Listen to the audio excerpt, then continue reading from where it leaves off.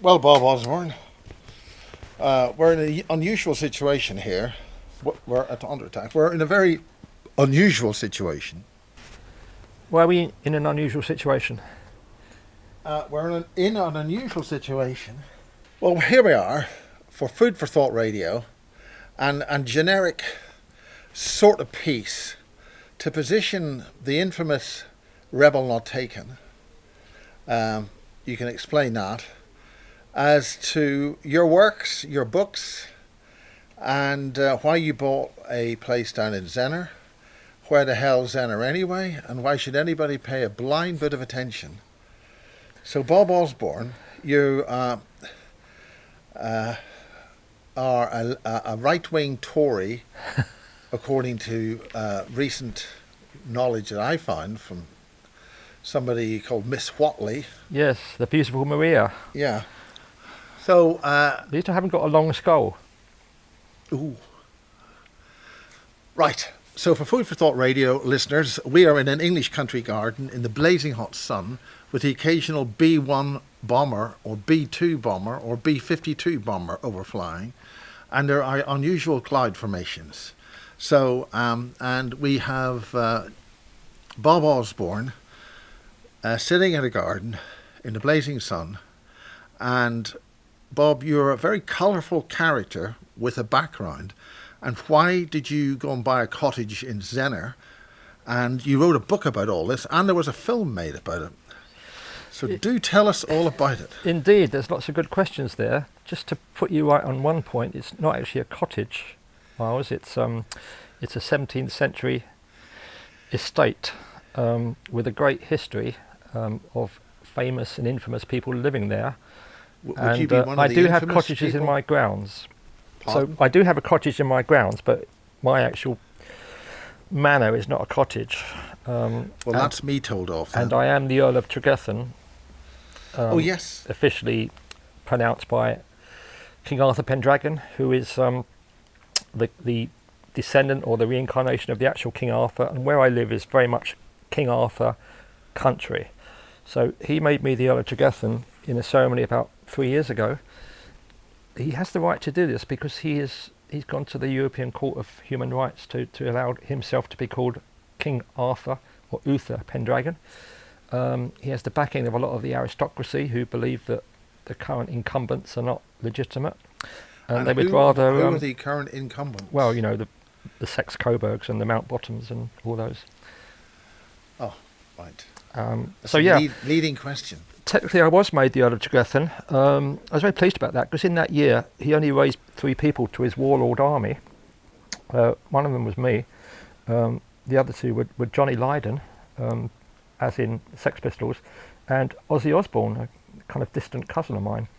So I was in quite good company, and I thought it was a bit of a joke because I do see myself as an aristocrat, which is a bit of a laugh considering I'm the son of a rag and bone man, on which Steptoe was based. But I've always thought of an aristocrat trapped in a peasant's body. So I do have delusions of grandeur. So I was pleased about that, and when I actually delved into it, I said, look, I know this was a great weekend and we drank a lot of cider, but is this a legitimate title? He said, yeah, absolutely is.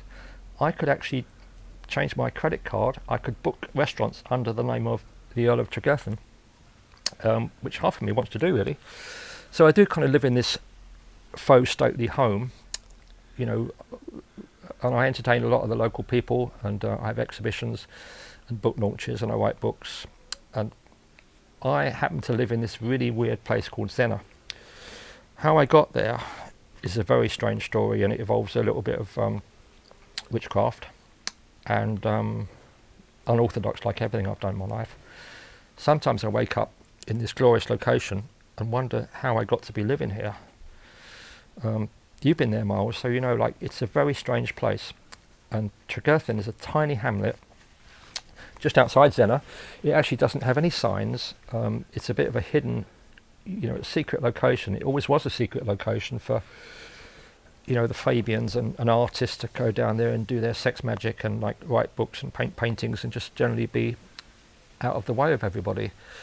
So where I am, if people come in the dark, they will never find me. The village of Zenner is strange enough, but Tregethan's even stranger. because literally there's 3 cottages and a farm, and my farm is the old Tregurthan farm, which had 3 cottages attached down this private lane which goes on for about a mile in the most stunning countryside, very wild, lots of critters, and we have views over Tregurthan Cove, and we can walk to Zeno across the fields, which has got a great pub that was built in, I think, 1071, along with the church. So Zeno's tiny, that's all there is there. But the number of like important events and strange occurrences that have happened in both Zeno and Tregurthan is something I think I was put in there to document and find out about. So how I got to be living there is really strange, because in 2020 I just had 2 shows at the Saatchi, 2 sellout shows. I was about to go to Bethlehem and do work with Banksy. I signed an NDA about that, I can't talk about it. And then of course then the lockdown started, and under no circumstances could I be like locked down or told what to do or have to wear a mask and nappy around my face. So I decided to go back to my one of my usual haunts, which is that part of Cornwall, because I've had a studio in St Ives for 30 years. 20 years ago I was a painter and artist, doing sculpture. I was quite successful. I bought this place on the beach which my first wife was now occupying, and then I kind of divorced, married an Italian woman, went to live in London, did a lot of other things too, and 2020 I've decided to come back to Zena, because I was a bit sick of London, and I wanted to get back to just living really wild and free. So how I got to buy that house is really weird, because I'd lived there before in 2017 with my then wife, and I'd always decided that if ever this house came on the market, it's my ideal house. You know, it's got all this granite, lots of stone, orchards, vegetable patches, views over the sea, fantastic shuttering. It's never been a house that has been on the open market. All through the 20th century it was lived in by quite eccentric people, artists, very rich as well, so they spent a lot of money on the joinery. And I'd also lived there briefly in the 1990s. I used to go to the parties. It was owned by artists, quite famous artists, and I was hanging around with some of those people, and like the parties were legendary, because being outside of St Ives, you know, there's a lot of gossip in St Ives, and so people would just come out, and artists would rent these barns, they'd all crash out, they'd wild camp. So it became a bit of a hub for artists to just hang out and do what they wanted. And of course I'd already known that in 1916 D.H. Lawrence, the great poet and writer and mystic to a certain extent, had looked for somewhere, a Shangri-La, where he could escape the horrors of the First World War. So he was in Cornwall, and he had the thing about getting as far west as you can. He actually wanted to go to Florida, but he was disallowed because he wasn't allowed to travel, because he was married to a German woman called Frieda von Richthofen, who was from the German military family, and her cousin was the Red Baron. So clearly, you know, she was under suspicion, and Lawrence was also under suspicion because he was the son of a coal miner. So he had quite radical views about the English establishment, and being married to a German, you know, they thought they were spies. So he went to Cornwall to disappear. And when he came upon the hill above Zeno, he decided this was his Shangri-La, and he said it was the most beautiful place he'd ever seen. He did some fantastic travel writing. His descriptions of scenery are really gorgeous, and he's a painter too. So he found this little cottage, but he was renting it for £5 a year from a guy called Captain Pop Short. And this was one of the cottages on the estate where I now live, which used to be attached to Tregurthan Farm. So at that time it was a working farm. Where I live now, the barns and the cottages were entirely given over to animals. So my studio, my long studio, was a cattle. Cattle were living in there.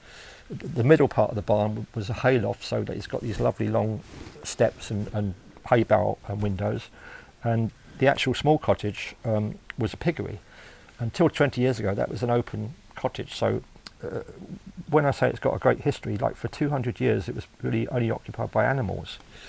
And the main farmhouse, which is attached to mine, and then the 3 cottages down the lane were used by farm labourers and the owners of Tregurthan Farm, who are also very colourful. So when Lawrence came, he lived in this cottage, and he walked down to work on the farm, which is where I now live. Because he had TB, he was exempt from going to the war. Not that he would have gone anyway. He wasn't a conscious objector, but he just thought it was an occult war, and he was kind of very much ahead of the curve when it came to things like that. And so he was exempt, and he used to work in the fields. So his vegetable patch was now my vegetable patch. He would swim in Wicker Pool. Wicker is a village just down the road from Tregurthan, which also summons up a lot of imagery. Wiccan, and I also know that my ancestors lived there 500 years ago and owned Wicker Farm. So I've kind of got a DNA connection. So when I found out all about this, I started delving into Lawrence. So I was living in the place, so I would see Lawrence around. I would eavesdrop their conversations in the First World War, and then I started doing the research. I found out, much to the annoyance of some of my local Fabians, that he was doing. He had a cover. He was doing sex rituals on the moors. He was very into that. There were covens all over that part of Cornwall, and still are. And when people say, "Are there still witches in Zena?" I say, "Yeah," and most of them are my ex-girlfriends and wives. So I've been caught up in quite a few areas of witchcraft where I live, and it's always been like rife with that. So Lawrence had this commune. That's where he wrote "Women in Love," which is one of my favourite books of Lawrence. And he was only there for 2 years, but he caused absolute havoc because they suspected that Frida was spying for the Germans, because there was U-boats that were being sunk just off Zena coast. There's a lot of activity down there. He was also arrested for singing German songs in the local one of the local hostelries. So they had it in for him. He was targeted, and also he was like he fell foul of the vicar of Zena. So effectively, the establishment spied on him for 2 years. He was doing a lot of his friends and cohorts, of which there was about 20. A guy called Peter Warlock changed his name from Peter Heseltine. He grew up a very rich collector of Rembrandt. So he was surrounded by quite rich people who fed off his real working class energy, because he was never really accepted by the establishment, but he had a tremendous vitality and was always ranting about things. And he got inducted into things that I think he didn't really want to get involved with, and with all the acolytes. And then of course he got kicked out. He went to Australia. He was forever travelling, and he never forgot his time in Zena, because he said that was his place where he thinks he'd found home, and he wanted to live there the rest of his life. But it was quite feral. I mean, the cottages then were very primitive, but he was used to that and he liked it. The farm where I live, after Lawrence left, it used to be run by a family called the Hockings. Now, I've done a lot of digging around there. When I started digging into this, I came up with some remarkable information in that the guy that ran it, William Hocking, had a homosexual affair with Lawrence, and Lawrence tried to take him to Mexico with him, because he had an attraction to rough farmers. Lawrence was predominantly homosexual, but it was everything was up for grabs then. It was a very bohemian environment, and Frida was a nymphomaniac. I mean, she was shagging everything that moved. So, it always was a commune, and to a certain extent, it still is, because when they left, it reverted to the Hockings, and then artists moved in. Artists have always been fascinated by Zena. They moved into a collection of barns, and after the war, lots of famous poets, artists, writers were living in this kind of extended commune in these 3 cottages and the farmhouse where I live. So it was never really for normal people or for the bourgeoisie. Mainly they were rich artists or very talented artists, and a lot of some of the best work was done in those barns in the 50s and 60s. So when I wrote my book Zena Spirited Place, and also made a documentary film called Zena Spirited Place, I charted what had happened with Lawrence, and I explained about, people asked whether he was spying for the Germans or what he was involved with, so I kind of laid all that out. But a lot of the locals didn't like me giving all this information away, or presenting new information. So like the academic establishment didn't like the fact that I was telling telling the truth about Lawrence's sexual activities on the moors, that he was involved with a lot of occultists, that all these occultists were involved with Aleister Crowley, who then I found out had a great big connection as well to where I live. So that led me into looking at Crowley. So when I first bought, well, I won't even say I bought it, it was gifted to me. The people that owned it before me was a guy called Richard Long, who's a very famous and successful artist, and he had 2 daughters. One of the daughters was Betsy. And I knew Richard Long's wife, and there's scandal there as well, which I won't go into, but effectively, Denny Long died. The children inherited it, and they were one wanted to go and live in Mexico, and they had a lot of other property as well because they were quite wealthy. So when I was walking by with my daughter Rosie on the path, we stopped to say, look, she said, look at that house. I said, well, I know that house because I used to live there, so I've got a big connection with it. And she said, wouldn't it be amazing if we owned it? I said, well, it would be amazing, but also it would be impossible because it's probably worth millions, and anyway, it's locked down, so nothing is happening. So I told her about my past experiences there. When I was there in 2007 with Rosa, part of the barn was inhabited by Tibetan monks who used to do chanting, and they wore the orange garb, and I don't know what brand they were, but it was a kind of bit of a Hare Krishna. And I thought that was strange enough because they would walk across to the pub, the Tinner's Arms, and I thought, this is fantastic. This is the kind of place where a lot of strange things happen. So I then kept in touch with Zena. I would always go to Zena. And then when I was 2020, literally I'd abandoned my previous life to go and set up some new adventures. When we were walking on the path, we used to go in and have picnics and pretend it was ours because it was all boarded up. All the studios were boarded up. It was like the garden had gone completely wild. It was like amazingly beautiful, and that spring was very hot. So we would go and hang out there. One day I went there and there was a girl sitting at the table, and she said, are you Bob Osborne? I said, yeah. She said, come in. You're buying this house. I said, well, okay, that sounds great. And that was Betsy Long, the daughter. So then, we formed a kind of friendship. She was the fairy queen, so she would go down to the ferry pond, and then we manifested me taking custodianship of this house. And it transpired that that's how it happened. I had to find £1 million as well by the end of the month, which was a bit of a challenge. But then again, I do like taking risks, especially financial risks. So I didn't have any money. I did have a house in London, and I decided when I went back to London briefly, I got arrested for sitting in the garden with my neighbours drinking, not wearing masks, etc. My neighbour gassed me up, so I thought, I don't want to do this. I don't want to live in a city now. I knew what was coming. So I at least decided mentally to relocate to Zena. And how this house came about was really weird, and that's why I talk about manifesting money. We did a ceremony by the fairy pond that she would transfer custodianship to me on the basis that we had covenants. I couldn't resell it to bankers. I had to keep it as a kind of spiritual retreat for artists, writers. She was a musician. She's a very talented singer. She lives in Mexico, but she plays with Sting and all those people. That she could come back twice a year to stay there, which she does, and she's due back in August to do concerts in Zena. She was also, I believe, a white witch. So we did the ceremony, and then I thought, well, okay, that's all very well, but I'm living in the real world, and how do I get £1 million? So she said, phone this hedge fund manager that she had a connection with. So I phoned this hedge fund manager, and I said, can you lend me £1 million quickly? And they said, yeah, probably can, actually, because it's locked down, we're not doing any business.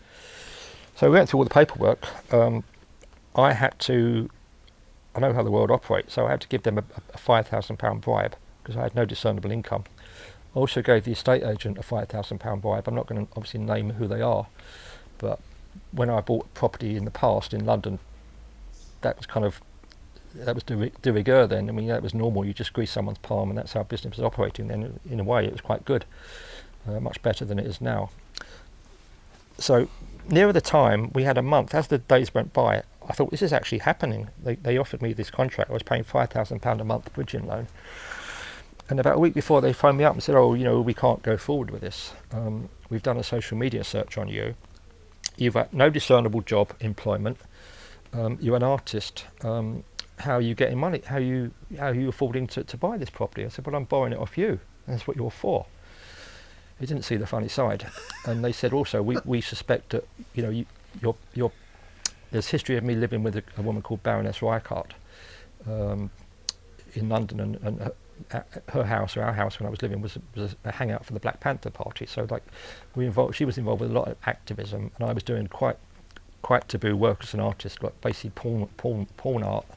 I was always interested in breaking boundaries, and I did 2 years at Saatchi with the Cassius King project, which was also maybe quite infamous, but was very anti-establishment. So they said, no, sorry, we can't go ahead. I said, well, hang on a minute. I gave you both £5,000 by bank transfer. You either give me that money back, or you tick the box that I get the £1 million loan. And of course, when you've got something like that on them, as I've explained before, I come from a criminal background, so you always have to cover your ass. And if you've got some leverage on people, they can't rip you off. So they said, okay, they okayed the deal. They said the £1 million would be with your solicitor on Friday. My solicitor had thought the whole thing was like a bit of a joke, that I'd done a deal with the Fairy Queen, and I told him that's how I was buying this property, that I was an artist, I was exploring the occult, and like this was all meant to be. He said, you do realise there's £100,000 stamp duty on this?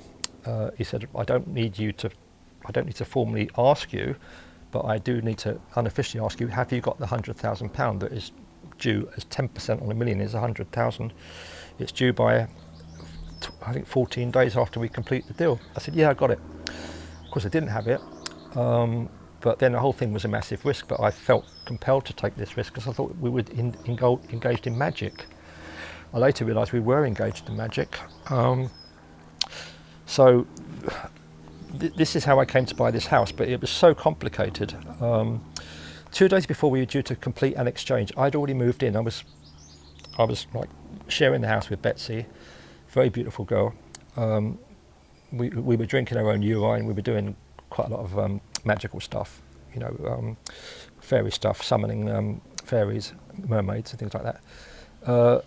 My solicitor said the bank suspect you're doing money laundering. You need to bring your passport in so we can clear you for money laundering. So I took my passport into this posh solicitor. He looked at it, he said, it's expired. Is this a joke? I said, well, I didn't know it expired. He said, well, the whole deal's off. I think he wanted the deal to be off anyway. So I said, well, what can I do? He said, well, all you can do is phone the passport office and see if they can get an emergency one. So I actually went to London to sort my house out because I was going to sell it. I phoned the passport office and they said, no, sorry, we're in lockdown. It takes 6 weeks to get a new passport. You've got no chance. He said, all I can do is take your name and put it on the computer that you're in an emergency situation, you're applying for an emergency passport. I said, okay, well, thanks, good luck. You know, hopefully someone might see it. Got a call an hour later. Your passport will be delivered by courier tomorrow morning at 9 a.m. I'm thinking, how's this happened? This is really, really weird. I can only think that my name was on a register of the people that look after me, because money does appear in my account every now and again, from which I don't know where it comes. I drove back to Truro overnight, slept on the bench outside my solicitor's office, you know, very kind of tired. His secretary came out and said, you can't sleep here, you need to move along. So she thought I was a tramp. So I said, look, I'm the guy buying that house, and the solicitor is representing me. So she invited him into his office and gave me a coffee, and as I walked in, he said, you must be the luckiest man alive. I said, how so? He said, well, the Wednesday you went, you've got your passport when nobody else can get an emergency passport at the moment, let alone any passport for like months. So someone's looking after you in the hierarchy. And he said also, on the Wednesday, Richie Sunak, who was then the Prime Minister or the Chancellor of the Exchequer, got up in the House of Commons and said there was an amnesty on any properties over £500,000. This was completely out of the blue, and I realised then it was because people like Hancock and Johnston, whose father was born in Penzance anyway, and the G7 as well was taking place, so they've all taken the opportunity to buy properties in Cornwall.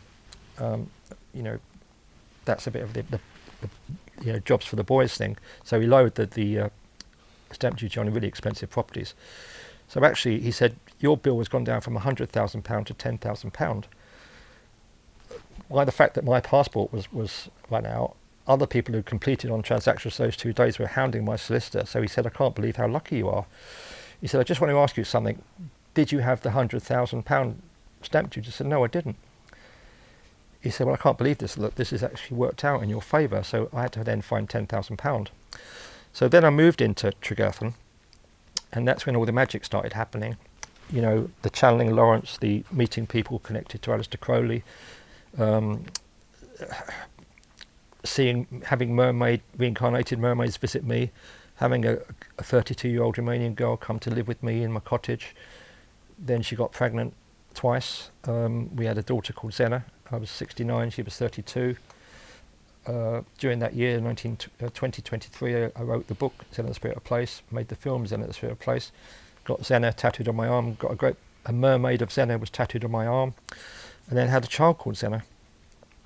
So since then, it's been one long series of strange events. And so then I'm catapulted into this mystical world when I have to keep very grounded, keep my sense of reality strong, but everything fell into place for me. My book I did a limited edition of 666 copies, which caused me a bit of a problem with local people. That sold out very quickly, and in that book, Zena Spirit of Place, I tracked down a coven that was being run by Aleister Crowley in the 30s. I tracked down his mistress, who had his child, Pat Doherty, who was an MI5 psychic. I realised that occultism and espionage... Why does MI5 get involved with Aleister Crowley? Because Crowley was working at a very high level for all the intelligence agencies. So when in 1914, Crowley was actually living in New York, and I think they picked him up at an early age because he had a lot of power and a lot of psychic gifts. He was sent to... he was actually writing a newspaper attacking the English, and people thought he was working for the Germans as a German spy. So he was a double agent, a triple agent on many counts. So all through his life, no one was really sure who he was working for. He did a ritual. He was living in Montauk in 1918, ironically, and he also set up a Freemasonry lodge on the Hollywood Hills in 1918. So his impact on what went on with Montauk is quite profound, because Camp Hero was where he was living. And what's Aleister Crowley doing living in Camp Hero in 1918, before all the Montauk experiments were taking place? He was doing rituals, and he was doing rituals on Montauk, and there's something to do with the pyramids in Egypt and Montauk and the Montauk cats that lived there. So, people thought he was a German spy. Then he came back, and in the 30s he was working in Berlin. Hitler was terrified of him. Hitler had a copy of his book, the Book of the Law, in his bedside cabinet. He fell foul of a lot of the English establishment because he was also running honey traps. I kind of admire him in a way, because he had such a wide knowledge. He could decode Enochian magic, which he did in Cairo in 1904 with his wife Rose. They summoned Lamb, which was the first grey, and he painted Lamb. And this was in an exhibition in New York, so he was also an artist. So there are people that believe he was the first person to bring the greys in through a portal. Then he was in Berlin. He had a successful show of his paintings. He was hanging out with the Huxleys, with Christopher Isherwood, with all the intelligence agencies that at the time were in Berlin. Nobody was really sure who he was working for, but he infiltrated the O20, which is the Order Templis Orientis, which is a high-level Freemasonry lodge that came out. Who was he really working for? He was infiltrating everything. I think he was working for himself. They all abandoned him in the end. He died in poverty in Hastings in 1947, but he was one of those characters where a lot of what he did got redacted, because he had a lot of stuff on people, and like in the 30s he would they wanted him. Churchill worked with him, so did Ian Fleming, and Churchill wanted him to debrief Rudolf Hess when Rudolf Hess had that fake plane crash, because the Germans occultists were very much in tune with the English occultists. So when you talk about Zena being a hub for ley lines, there's a lot of Nazis have always been in, or Germans, I won't say Nazis specifically, but the Germans or the occultists in Bavaria, and generally the occultists in England and Bavaria are pretty much similar. They're all like cousins, and they all kind of work to similar ends, which is the New World Order. So Himmler would come here. Rudolf Hess was compromised by Crowley, because Crowley was running orgies in a house in Wales owned by a guy called Lord Tredegar, who was very much part of the establishment. And they would have like elephants, and like they would get German rent boys over, and like Crowley was very adept at doing these rituals, and in a way he was like an early version of Robert Maxwell, in the sense that he had a lot of identities. He didn't actually own anything outright, and he had a lot on the establishment, so he had them all compromised, including the Fabians. So they were always discrediting him. They called him the wickedest man in the world. He was demonised. He was dabbling in stuff, like all these houses in Sicily and Thelema. You know, artists used to go there, including artists who I subsequently knew later in their life. And I had interviewed them about that. And he had his own form of yoga. He was a talented mountaineer. He climbed Everest without oxygen, I think, one of the first people to do so. And when he was climbing Everest, he was hanging out with Edmund Hillary, who's also got a connection to Zena. And I think the people he was climbing Everest, they died and they couldn't do it. He carried on. He just left the bodies because he wanted to get to the summit, and he was so much into his own ego and his own religion. He had his own religion called Thelema, which was followed by a lot of people, including he set up a branch in California, the California Lodge, which was out of Sacramento, I think, and that was what Jack Parsons and Ron Hubbard were all followers of Crowley. He groomed Parsons to be his disciple. All the guys that came later, like LaVey, Aquino, they were all working for Crowley in various guises, working to advance his Thelemic religion, which is to do with the Ian of Horus. So he also had a big connection to where I lived, because he was running a coven in 38 there. He had a child. I did a deep dive into him, went to the houses, interviewed all the people that remembered his mistress, and also that he was running a coven with a guy called Major Robin Thine. So I did a lot of deep research into Crowley's activities. He did seem to infiltrate a lot of intelligence agencies, like the OTO, also the Golden Dawn. I think in the turn of the century he infiltrated that and got W.B. Yeats kicked out. Very powerful man in the occult world. The magic rituals, the sex magic rituals I've looked at as well, and I decided to not go down that rabbit hole anymore after I did the research. But it still lingers, because there's a cottage up on the Zena Moors where I go to, and there's only really 2 or 3 things to see in Zena. One is the Tinner's Arms, which is a fabulous old pub. The other is the Mermaid of Zena chair, which is in the church St. Sonara, which is another 12th century church, and this chair was carved about 500 years ago because of the Mermaid of Zena myth, where a mermaid had come up, shapeshifted into the church, where a chorister called Matti Trahella was singing. He had a very angelic voice, and the myth is that she abducted him, took him down into the sea. I mean, this is all part of the mermaid myths that go all over Cornwall, and also the sirens that were working in Greece, and they work by sonar noise. So people used to go down to the Mermaid Cove where I swim, which is very beautiful, just down like a few hundred yards from Zena village, and apparently they'd look for the sounds of Matti Trahella's voice coming out from the sea. Now, further synchronicities are that the Trahella family lived where I live now in the 19th century up until 1926. So I've had specifically women coming to me because of the mermaid connection and telling me that they are a reincarnated mermaid. So I've done about 3 or 4 witness statements with people who believe they were mermaids in Atlantis, and it's the kind of place where people come and then they seem to go into this other world. So I've had a lot of mermaid synchronicity, which I'm a bit dubious about, because I did an interview with one lady who she told me not to go public on it, and she was connecting her mind control by the fact that in her past life she was in Nazi Germany in this castle that other people like Chris Hart have claimed they were incarnated from, and her father was a Nazi and her twin was a Nazi, and that now she'd washed up here, and she was her grandmother, who had passed away, is a distant cousin of mine, second cousin I think. Her name is also Osborne. She phoned me out of the blue and said, "I need to talk to you urgently." I said, "Okay." And she sounded very intelligent and very interesting. She said her grandmother had said from beyond the grave that she needed to contact me to heal her trauma from her past life, where she was caught in a fisherman's net. And this seems to be a prevailing theme with a lot of these mermaids. I mean, they are going back into past lives connected to Atlantis. I don't know that I had a past life in Atlantis. Dr. Amir, who is our mutual friend Jahangari, has suggested that I did.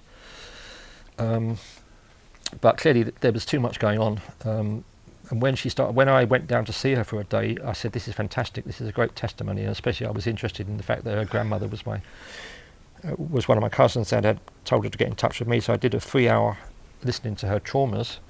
She clearly had been very traumatized, and I went to see her, and I saw this woman, incredible figure. She was a model. She was a model for sculptors who were doing fairies. So again, we're into that whole fae thing, and I did another interview with her in a garden. It was hot like today, and she started opening about, the mermaid stuff, and then she went on a bit of a tangent about some various rock stars that she was involved with romantically. She was very beautiful, but then she said, I've told you far too much, and I don't want you to publish any of this I've told you. I said, okay, I won't publish any of this. I went back and edited to just the mermaid stuff. Then she phoned me in a panic. She said, don't publish any of it. Forget you ever saw me. Scrub it all from your records. I don't want anything to do with it. So I felt a bit aggrieved, because I'd listened to her, like I did 2 days talking to her. And I would never have published the things she didn't want me to. But that was one of many mermaids, people that believe they are reincarnated mermaids. And I've had girlfriends who believe they are reincarnated mermaids. And it's become a bit of a thing now, that the minute I hear the word mermaid, I get a bit cautious. Because it's like a trigger, and a lot of mermaid symbolism is connected to satanic ritual abuse in a kind of mind control way. If you're programming people to believe they were mermaids, there are elements of that where people that I've spoken to have linked it to the fact they've also suffered abuse at the hands of men or whatever. And it goes on and on, because there's a cove near me called Prussia Cove, ironically. I did research why it's called Prussia Cove, and there are connections with underground tunnels and underground caves. I go swimming in those caves, and it's a very glorious place. But there's a rock called Neptune's Chair, and I was told by a mermaid, a reincarnated mermaid, that if you go under this chair and you can go to a portal, and then you can join the mermaids. So like, me being of a romantic disposition, I wanted to explore it, so I've never managed to get there. But I get contacts from a lot of people. I had a contact from a woman in Florida recently who said she's got information for me.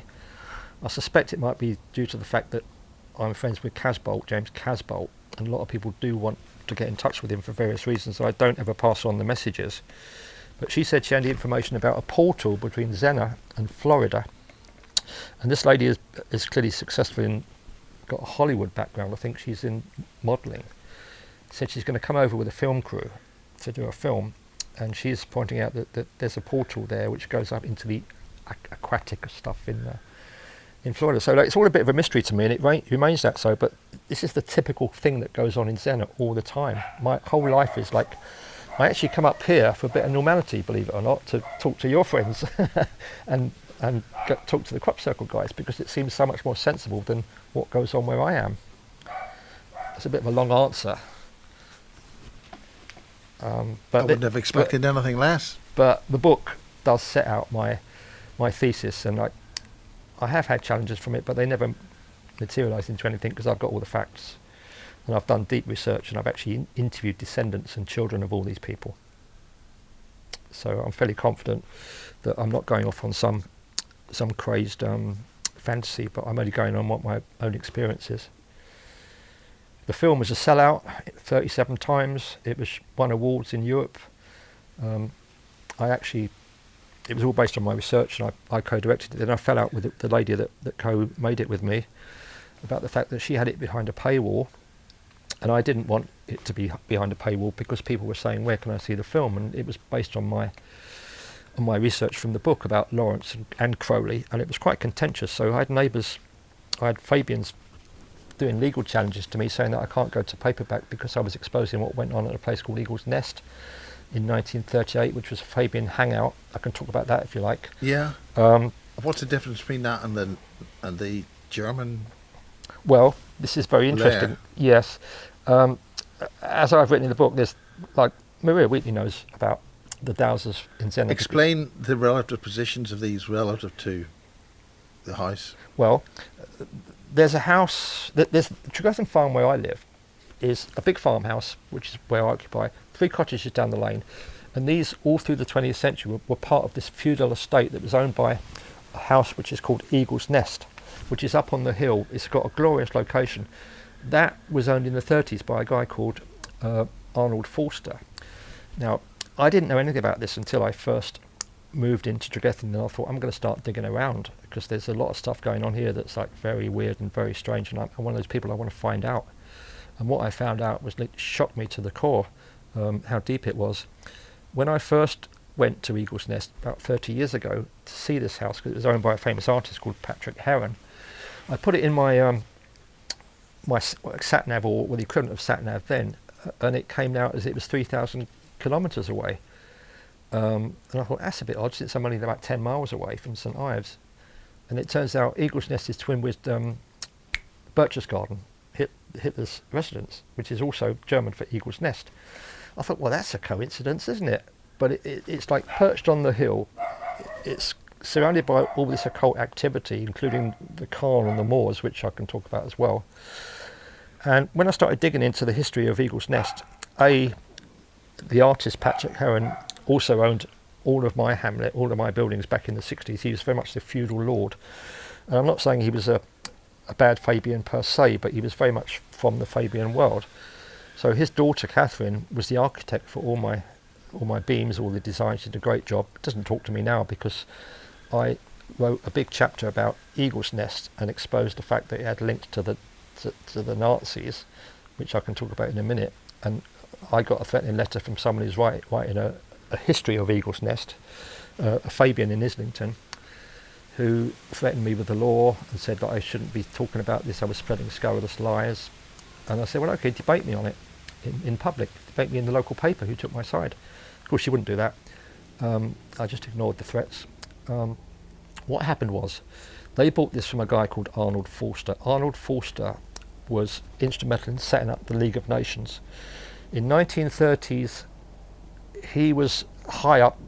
It subsequently came to me via interviewing people, a guy called Llewellyn Baker, whose father wrote a book called Talk of the Devil, exposing what was going on there in fictional form. I went down that rabbit hole. He set up the League of Nations partly at Eagle's Nest. He had a guy called Kurt Hahn come over with him. They set up Gordonston School. Gordonston School is in Scotland, as you know. That's where Phil the Greek and Charlie Boy got their education. It was run on German military lines. Ostensibly, they were saying it was that Hahn was a Jew, that he wasn't. He was expelled by the Nazis, and this was all for good purposes. But that's straight out of the Fabian playbook, i.e., he's a Jew. He's not doing this, for occult purposes or to set up some kind of stronghold in Scotland to educate rich children or to program them. So that happened. Ribbentrop was around in 1938. Von Ribbentrop. He was obsessed with Cornwall. He was around photographing the coastline, including Zena. So like 20 years after Lawrence was kicked out, other Germans have always lived, random Germans have lived up on the moors. And there's a lot of people think that the Germans are spies. There's other covens which I've exposed in Encledra, which was run on Bruderschaft lines, which was where left-wing people, ostensibly radical liberals, are working for not necessarily the Germans, but for another agenda. And of course, there's all the occult activity, the summoning up of Drago reptiles, and all the myths around the mermaids, hybrids, the giants. Of course, I've got my own great uncle was a giant, so I'm particularly interested in the cormorant stories about Cornwall. And so Ribbentrop was there in the 38. He infiltrated the aristocracy, all the colonels that owned all the land, on the basis that if the Germans had won the war, which many people think they did, they could still keep their land. And a lot of the local peasants were pissed off with this, and they had a hit list of people who, if the Germans had occupied it, they would take out, including people I know, and fathers of rich artists who I know. So I've heard the stories from direct sources. Ribbentrop wanted to have Tregenna Castle Hotel was his base, and Hitler wanted to have St Michael's Mount. It's a bit strange that like Hitler and Ribbentrop already decided where they're going to live in Cornwall to establish the Fourth Reich. Now there are other people who a few years ago I thought talked about Cornwall being the Fourth Reich and agendas for like, you know, because of all the mythical occultism and possibly satanic stuff that goes on there underground with the underground tunnels, all the creatures below the earth, you know, the monsters, the fairies, the whole mythology is like crazy, going back to King Arthur's times. And also where I live, just down the coast, one of my favourite places is a place called Bossigran, which means home of Igraine. Now, Igraine was King Arthur's mother. So the fact that I've got a connection to the reincarnation of King Arthur, okay, whether he is or not, it doesn't really matter. I've been made the Earl of Tregethan. I go to this place. There's also a place called Osborne Carn there, which was 500 years ago. It was my ancestors' like cottage or carn, or we had a tin mine there as well. So there's another connection to the King Arthur Court. And of course, King Arthur Court was, Birch's Garden had 13 chairs and a table that was replica of King Arthur's round table. So we're all involved with the myths of King Arthur, all very au fait with it all. And the fact that Hitler wanted St Michael's Mount is because St Michael's Mount is on a very particular ley line called the Michael Line, which a lot of famous dowsers have, you know, dowsed and explored. And of course this is a powerful ley line, and it comes in, the branch of it comes in, the Athena line comes in through Zena. So the fact that the Nazi occultists and the Nazi ley liners were very interested in this part of Cornwall makes a lot of sense. So St Michael's Mount is also apparently a place where there's lots of rituals that have taken place, and not good rituals. You know, the basement, the cellar there is a very dark place. And in Victorian times they did open a chamber, and they found the skeleton of a giant living there, a 7'6" giant, you know, which was actually shorter than my great uncle, in this chamber. So, you know, that was like quite dark, and there's rumours about children going missing around St Michael's Mount. And one of the myths was that Cormorant, the giant that was living there, a bit fits into the whole David Goliath, the Gilgamesh, you know, the giant in Kandahar was coming onto the land across the little bits of sea, and taking livestock and taking children to eat, and taking them back to, you know, his castle at St Michael's Mount, and also an underground castle there. So the whole mythology, you know, took off really, and there's a lot of people that do get a very bad vibe at St Michael's Mount, including me. I don't like going there. Also, my great uncle George the Giant, who I've written a whole big chapter on in my current book Be Lucky, when he got taken to New York as a freak to be in the freak shows by Barnum and Bailey, and he kind of capitalised on the fact that he was the second tallest man in the world at that time. The tallest one was a Russian giant who was 9'3". My uncle was actually 8'4", according to the Barnum and Bailey circus. But when he was tried to get into, he was abducted, he'd taken to be in the military. He was more like 7'10". So, you know, there's a bit of a poetic license where people trying to make money out of circuses like Barnum and Bailey. But nevertheless, he was huge. And the photographs I've got in my current book, Be Lucky, there's a whole chapter with photographs owned by the Paul Getty Museum, and I'm kind of careful about using them, but I'm writing this book for academic reasons about my family rather than for commercial gain, so I'm only printing 500.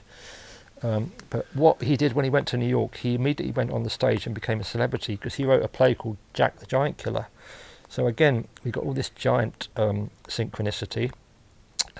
This ran for years and years, and he was like, there's loads of photographs of him with dwarves, reenacting the old cormorant thing. And of course I go up to the moors all the time with people who do occult research, people who write ghost books about Cornwall. I've got friends who are paranormal researchers. I try to not get too much involved with this in that world because, you know, I do try to keep very grounded from where I came from. But the evidence is just overwhelming. There's a lot of occult activity there, and like I've now come to the conclusion, yeah, I'm part of this occult activity somehow. So when the G7 came to Cornwall, I was actually that's when I just moved down to Cornwall, and like I was horrified that this had happened, because again that was a bit of an occult ritual. A lot of us were protesting on the beach because they closed the beach. Explain that. And What? you had Extinction Rebellion as well, I think. Yeah, well, Extinction You were Rebellion. maybe involved with... No, I don't like any of those organisations. Extinction Rebellion is run by George Soros' Open Society. A lot of these organisations, like Black Lives Matter, it's all connected to George Soros. And of course, it's the whole Fabian thing about a wolf in sheep's clothing. So you set up ostensibly good movements, and then you empower them, like Antifa, you know, and then you go and destabilise countries. And they're doing it to almost like infiltrate the stupid liberals who really don't know their arse from their elbow half the time. So you get the climate change activists. That whole lot of them. G7 was one big demonstration of that, really, that all these do-gooders were like kicking all the locals off the beach for this private barbecue for the likes of Macron and von der Leyen and Boris Johnson and Biden. And at the time I said Biden won't be here, because I was believed I'd done some work on the 2020 election. As people know, I knew Ivana Trump. I always had a soft spot for Donald Trump. So I kind of I didn't remote view it, but I followed it very closely, and I was dreaming at night how that election had been stolen, and I came to the conclusion it had been stolen by the British City of London, out of Frankfurt and Venezuela, using the Smartmatic machines, because I'd done some work on Dominic Cummings, who's a very smart guy. And I sent some of this information to Sidney Powell, Trump's lawyer, but then I just watched it unfold. And when Biden came in, I actually thought, along with a lot of the other people that are involved with the the interesting Q theories, that the White Hats were in charge, Trump was still effectively president, and this was just a way of demonstrating to the people that the darkness of the swamp. And I still partly want to believe that.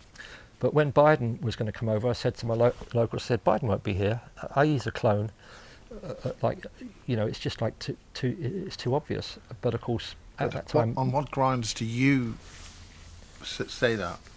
Well, because you look at photographs of the original Biden and the current Biden, and like, there's a lot of great theories about Jim Carrey playing him and other actors playing him from time to time, and like, there's photographs of the mask. Like, okay, photographs can be doctored, but I just knew instinctively when I watched him sniffing children's hair and things like that. And then of course did some research into Hunter Biden, you know, with the Hunter Biden laptop. And like, at that time when I think Parler was around, there was a lot of us exchanging information that we had that might have been done by intuition or just geopolitical research or channeled, or, you know, and of course then that all got shut down. At that time there was all this, it was pretty obvious that Biden had dementia, and everything he did was so obvious, like the sniffing children's hair. I mean, like, people don't realise that I was talking about Biden the same way I was talking about Starmer. And it's difficult because it's very unpopular to express these beliefs, because people think you're just like a rebellious conspiracy theorist.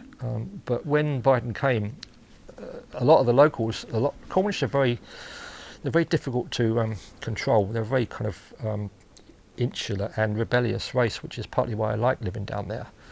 You know, that part of Cornwall is like, it's like a Christmas stocking. All the nuts go to the bottom. And when the G7 was announced that Biden was going to go to St Michael's Mount, people were praying that he would never go there, and people were not allowing their children out. Now, I think you've had another very brave lady, Sophia, has talked about her experience of Michael's Mount with her father, who had meat businesses in Cornwall. And there's a lot of people, including James, who's spoken about Michael's Mount. I've done my own research into Michael's Mount. I've spoken to a lot of local witches. I speak to a lot of people who are involved with that. Well, I don't necessarily believe everything they say, but I'm very interested because I like to gather information and then make my own mind up, plus my own connection to Cornwall and my own DNA, which, you know, I must have some DNA from my great uncle George the Giant Augur. That I'm not saying it's passed down to me, because all my other family are normal size or shorter, but the fact is I do access esoteric information. And part of the thing about being a Nephilim throwback is that you're not fully human. And if you look at these photographs of George the Giant Augur in my Be Lucky book, there's about 20, and they are incredible. You know, he was signed up to be in the silent movies with Harold Lloyd, and he literally does not look like a human. He looks like the archetypal Nephilim, in the sense that they had quite they were very lusty, and as I've explained in previous talks, all my family have lots and lots of children. We have a very fertile gene, and this is the thing that goes through. And I even used a quote to head the chapter on George the Giant Augur about the sons of God came into the into female women, human women, and bore children with them. And I thought that was very apposite, because when I was younger, I was kind of quite feral, sexually, and I've always felt this kind of weird connection that I identify with Pan, and the devil. So like there's this dual aspect where I can go into that world, but then I'm very careful to keep my karma balanced. So I do feel an affinity with what you might call the Illuminati mindset, in the sense that when you look at Fabianism and the agendas, pretty much a lot of humanity is now in a state of entropy. They don't have any critical thinking, not necessarily their fault, because they've been brainwashed and other things. So when you get, why I call my kitchen the freak show is because I interview anyone who's got any of these strange theories. And at first I was thinking, I also consider it entertainment, and I'm very big into comedy. I like to have comedy. But the more I do, and the more, it's hardly any of these people's statements that I now would dismiss, because it's all come true to a certain extent. And what happened on that day on G7, which was a stunning week of weather. Now I also think they controlled the weather, as we all know, so that suddenly they've got the most amazing weather in G7, so that it all looks great. They've got like army infantry across the bay in Carbis Bay, so it's turned into a fucking military base, which was, all the locals were banned from going down there. They took down a badger set. There was a lot of resistance among the locals to that, quite rightly. We weren't allowed on the beach. We were shepherded away by the, Biden had his FBI people there.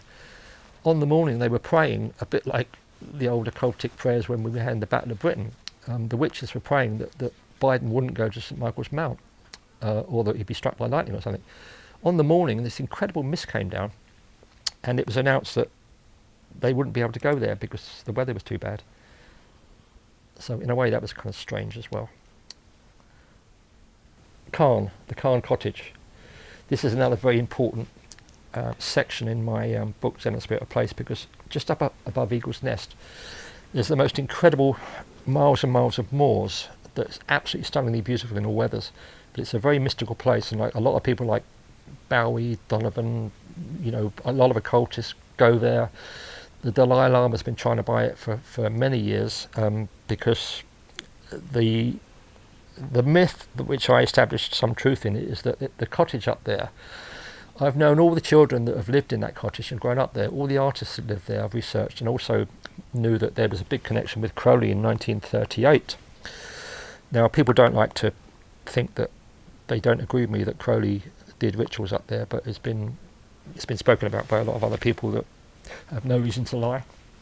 And this place has got some weird ley line energy, and it's surrounded by stones, and all these stones are laid out like serpents. So when you walk up the Foge pathway, which I did recently, there's like a whole Bronze Age city up there that there's no way is it man-made. And one of the theories is that all the rocks look like reptiles or serpents or snakes. So I believe that it's when they were doing serpent worship in Cornwall. And also there's another theory which I used to laugh at, in the fact that back in the day there was 36-foot giants roaming around, and they would just hurl these boulders around, because even my house, which was built in 1704, or the farmhouse, I have no idea how they got these stones up on the windowsills. Literally they weighed tons and tons. So I mean, these houses are really built amazingly. Yeah, I mean, we have big storms, nothing touches it. And the cottage was similarly built of granite. And I've been going up there for quite some time, because I've had a couple of girlfriends recently who are witches who do Crowley. I've dabbled in Crowley sex magic myself, and I've got a child to show for it. So, the whole moonchild thing was interesting for me. And then I tracked down Crowley's girlfriend, and then I got invited to the house randomly where Crowley and her lived, house owned by Thomas Gotch. So that all these things where I get invited to places, and suddenly I'm presented with all the information. And I would go up onto the Cairn because a lot of people wanted to go there. When they come to Zeno, there's only really two things to do. One is to go in the Tinner's Arms, which is a great pub. The other one is to go to sit in the mermaid chair, which was obviously dedicated to the mermaid myth. And this is 800 years old, these churches and these pubs. That's all there is, really. The other thing is walk up into the moors, which is about a half-hour trek up to the desolate moorland, where what's called the Carn Cottage is. Now, the Carn Cottage was owned by a lot of artists all through the 20th century, some of whom I knew personally, and I know all their children. And I've spoken to them about when they went there, when their parents were painting there. Big party house. All the artists in the 50s were taking hallucinogenic drugs up there. You know, people like Brian Winter, Sven Berlin, I know all about them. They were part of the Fabian program, where they were, because they were conscientious objectors, they were working for a guy called Solly Zuckerman, who was connected to Churchill. Now, also Solly Zuckerman was one of my teachers at University of East Anglia in 1972. He also was involved with Victor Rothschild. So, you know, I've got a lot of links that I've joined up between all the people that I've known throughout my life. And I'd go up the Carn with girlfriends who wanted to do ceremonies, and like in the last 2 years I think I've been up there with 10 separate girls who dabble in witchcraft, who think they dabble in witchcraft, you know, and I've interviewed and filmed them up there and see what their experiences are. In fact, even like last year when you came in December, we went up there with Brad Olsen and Venus Safarik, and she said that she was very interested and very keen to go up there, and yeah, because she was doing healing ceremonies and was. And this was in December 2025. December 25. Yeah, you all came down to my place, and Venus joined us, and you know, did a very interesting interview again about her. She was a reincarnated mermaid, so you know, if I had £1 for every woman that's sat at my kitchen table and said they're reincarnated mermaids, I'd be able to buy you a drink. And so she went up there and she was doing rituals, and like I just film it, I observe. I don't say you shouldn't do this, you shouldn't dabble in this thing. I just there. I'm a fly on the wall with my phone, and I document it all. Can you go into more detail as to why it's so important and why people would burn it? Yes. And this Jack Parsons thing and the Montauk thing, and what is the Montauk thing to people who are not aware of what that means, and where is it? Well, as I'm sure people know about the Montauk Project. Well, to a wider audience, maybe they don't. The Montauk Project was kind of established post-war. It's called. It was related to MK Ultra, which is mind control. So, in Montauk's, you know, it's a bit like Zeno and Deo. It's one of those places where all these things seem to happen. It's just like away from everything. And of course, Camp Hero was where they were doing these experiments, and they were doing experiments. And where's Camp Hero? It's in the island where Montauk is. Montauk Island is Montauk basically Island. the north end of New York. That's where Crowley was in 1918, and there are people that believe, and like when I first heard it, I think now he set up a portal from the Menantol to Montauk. Now, one of his supposed sons came out with this information. Like, of course, it's been discredited, but the Menantol is this ancient fertility symbol with a stone and another stone. It's very phallic, and there's two myths around it. One is that if you've had a baby that's deformed, you will pass it through the hole, and it will come out as not a changeling. So there's a lot of changeling stories are going about. If a witch puts a curse on you in Cornwall, like where I am, witches are. You know, there's loads of history of cursing and ill-wishing, what they call it. So you don't want to annoy any women down there innocently, because you do feel that then you have to go to someone else to get these curses removed, which I do. I've got a German healer who takes curses off me. But Montauk, this Menantol Montauk portal, I've got no real evidence for it, other than the fact that Crowley was climbing on the cliffs where the Menantol is. In 1918, or during the First World War, he was climbing with Hillary, training for Everest, and there does seem to be some link. And Montauk is where they were doing all the like putting people in the Montauk chair, kids.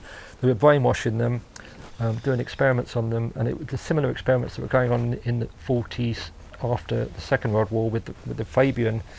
The Fabian eugenicists and the people who were experimenting, like William Sargent, on sleep deprivation, you know, trauma, implanting fake memories in people. So Montauk, you know, was very instrumental in what happened with MK Ultra. People believe that once you're in the Montauk chair, you could time travel, and you could, you know, remote view. So there's a whole industry built up around that. But the fact that there's a connection to the Man Toll, and Crowley was really instrumental in a lot of things that were going on in the 1930s. So he was always in places where there was revolutions or wars. He was in Berlin prior to the war. During the First World War, he was in New York. There's people believe he was involved in the sinking of the boat to do with the Federal Reserve. He's one of the people who's always in places. So to make a connection between Montauk and Manantol, again, I can only go on what my gut tells me. And I did a fertility ritual at the Manantol when I was dabbling with these things. And my then girlfriend, who was only 32, had a Spanish friend who came to stay, and she'd moved into me in my cottage. I was 69 at the time, she was 32, very beautiful girl, who I kind of have suspicion she might have been an MI6 honey trap. Said, let's do a fertility ritual for my friend who can't get pregnant because she's had a lot of IVF. So I said, okay, I can tend to say yes to everything like that. So I want to find out if it works or not. And I often put myself in physical situations where I can get that experience. So we did a ritual, she went through it 9 times. And I said, well, you know what's going to happen. Your friend's not going to get pregnant. Then we, of course, had sex. Your friend's not going to get pregnant, but you are. And, of course, immediately she was pregnant. So that's my own experience of that. And the other thing is that if you go through it another way 7 times, there's a lot of myths in Cornwall. You can cure sciatica and things like that.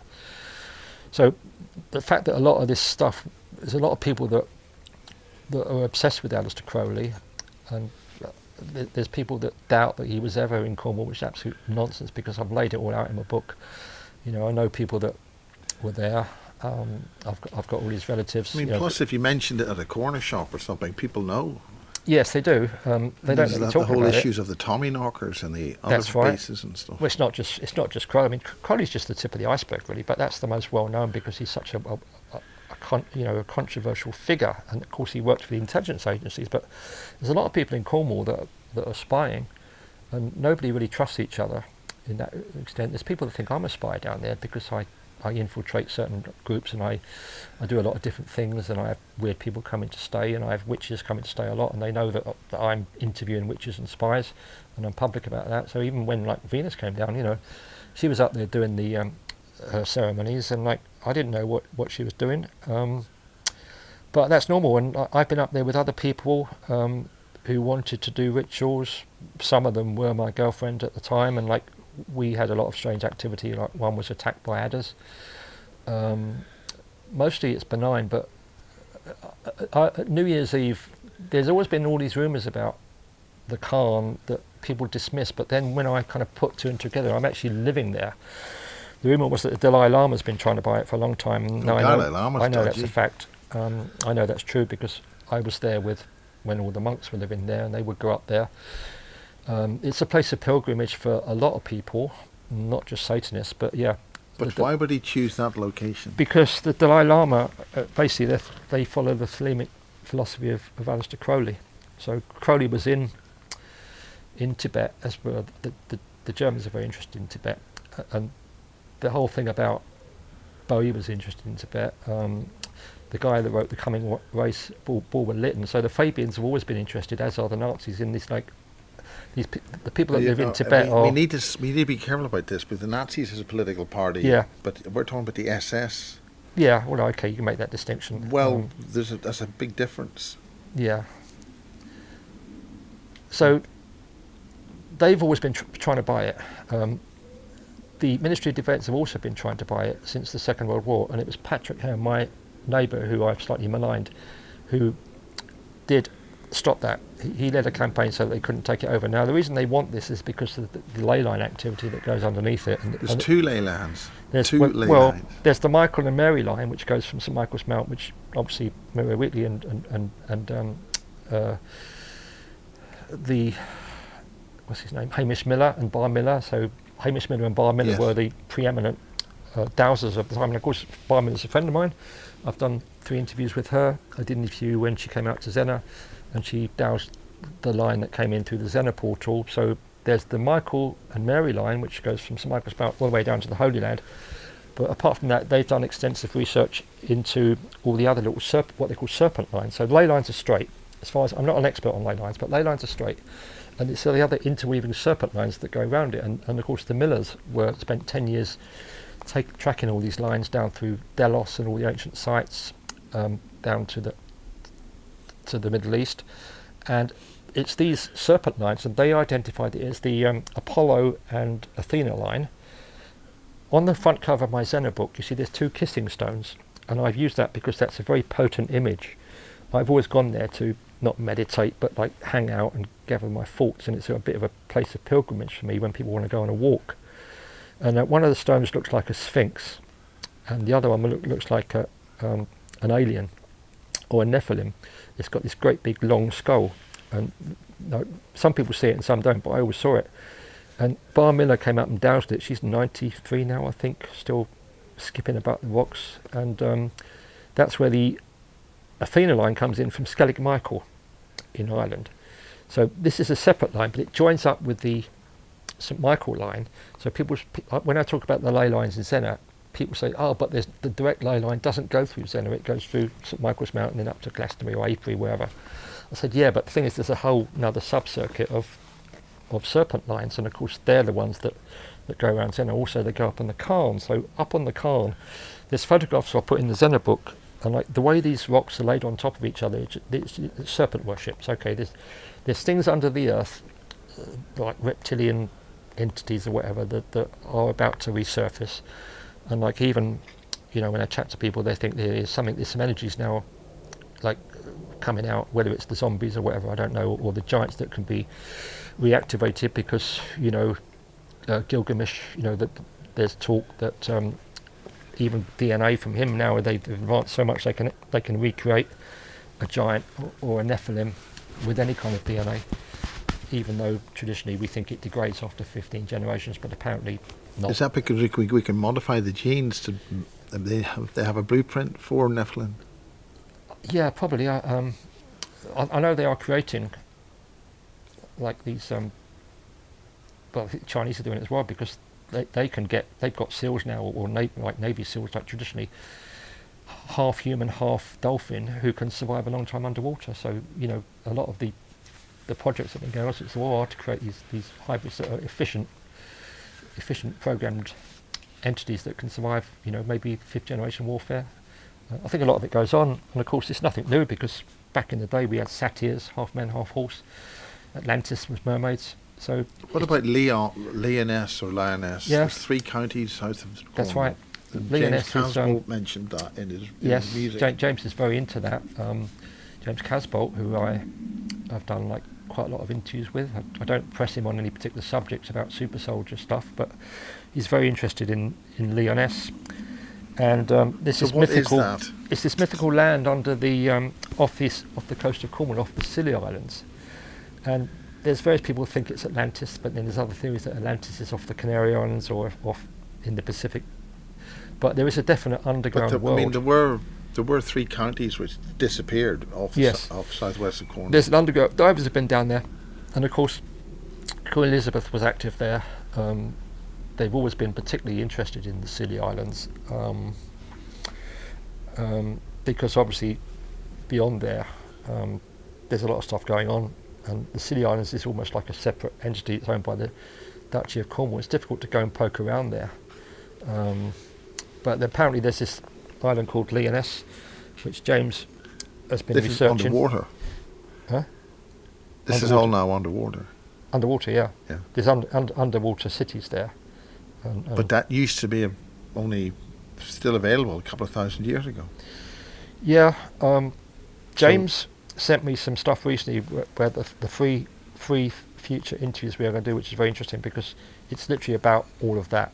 Now, we have spoken about it, and he sent me diagrams of portals, like you went to Man's Head to interview him with Kathy Morgan, I think, a long time ago. Yes. And he explained about this portal at Man's Head. And only 3 days ago, before I came here, I was at a party with people that grew up with James and knew Jay Rodrigo very well. And they used to do martial arts with him.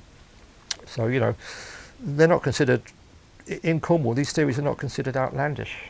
Yeah. And he's got photographs or drawings of a portal in Newlyn, and he's kind of going to explain. But part of his thing is that he is now identifying as Tristan Lyonesse. That's his new name. So he's gone from Michael Prince to James Casbolt, and his new identity, his next job, if you like, is as Tristan Lyonesse. And he is going to, he sent me a list of all his previous reincarnations, which was quite interesting. And he now wants to write a book about Lyonesse, which I said I'd help him do. And he thinks there's something happening. There's a group in Cornwall, a party called Merbian Kernow, ironically, MK, which I think James Casbolt was involved with briefly. And they've been contacted me about joining them, but I'm very reluctant to join any kind of party or cult. And there are people that say that there's cells being organised already if the shit hits the fan. They've got people lined up, and like, I don't know, maybe in Colonel, I think they kicked James out because they found about his past. But the Cornish have always have a sense that they're underground, working underground, and like even during the war, they had lists of people they were going to take out. But yeah, Lyonesse, it goes back to a lot of Tristan Lyonesse was Wagner wrote a fantastic opera called Tristan, so it's part of like the Enlightenment culture really. So I don't know. But this Enlightenment culture goes back into the 1800s. No, way before then. It goes back to explain that 1600s. Because a lot of people think it's just something that happened in the 60s. Well, exactly. I mean, that's just the way the Age of Aquarius has been co-opted by the Fabians, really.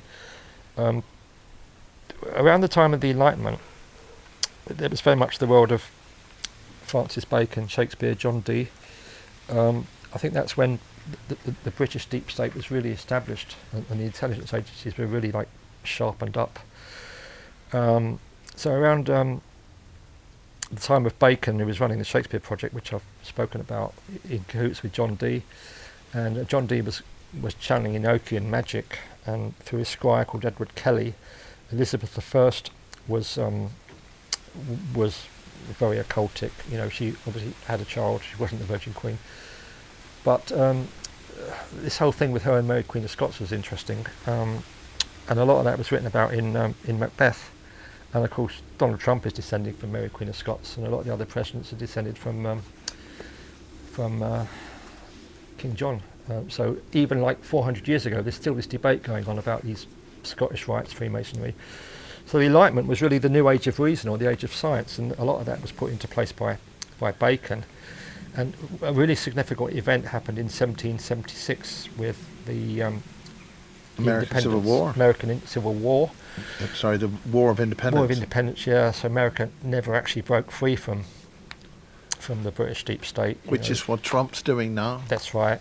And a major. They've got Carney in place. Canada is just like an offshoot of proxy UK deep state banking systems. So yeah, 1776 was really significant because that was also the day on May the 1st when the Illuminati was founded by Adam Weishaupt, and in a place called Ingolstadt. Now Ingolstadt, from the 14th century onwards, has been used by necromancers and magicians. Like Goethe wrote Faust. You know, a Faustian pact is when you do a deal with the devil. So even in the 14th century, like that part of Bavaria was always had sinister undertones. So when the Illuminati was founded by Adam Weishaupt, that was really when Rosicrucianism... Prussia? Yeah, you could say Prussia, but I don't know. That was when Rosicrucianism became Freemasonry, and that was when Bacon had made that transition before, because he converted Freemasonry... Saint Germain.